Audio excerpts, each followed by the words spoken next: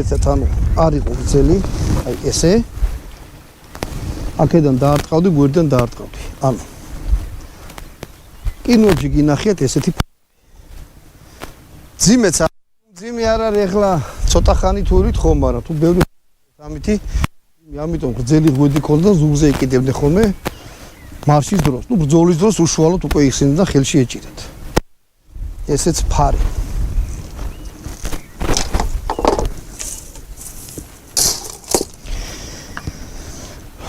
ნუ ჯაჭვის პერანგი ძალიან ბევრ კულტურებში იყო გავრცელებული და ნუ იგებიც ხმარობენ, იყო სხვანაირები კიდე.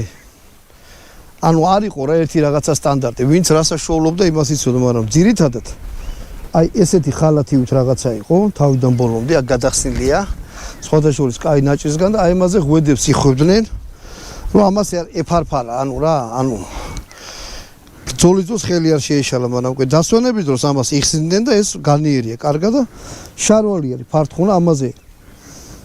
ტილო არის შემოხეული აი ამაზე და ისიც ზონით არის დაჭერილი და ძალიან მაგარი ფეხსაცმელები.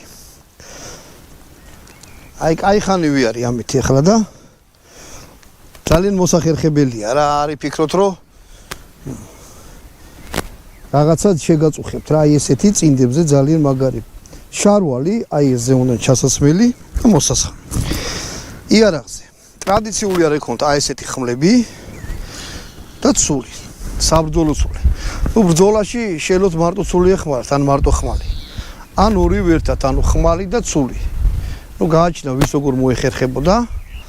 აი ესეთი ჩასადები ქონდა, ცული ზედა ქონდათ ყოველთვის, ანუ თან ესე დაქონდათ, ამას არაფერი ქარქაში არ ქონდა და ქარქაში ხედე ხმლე როგორია.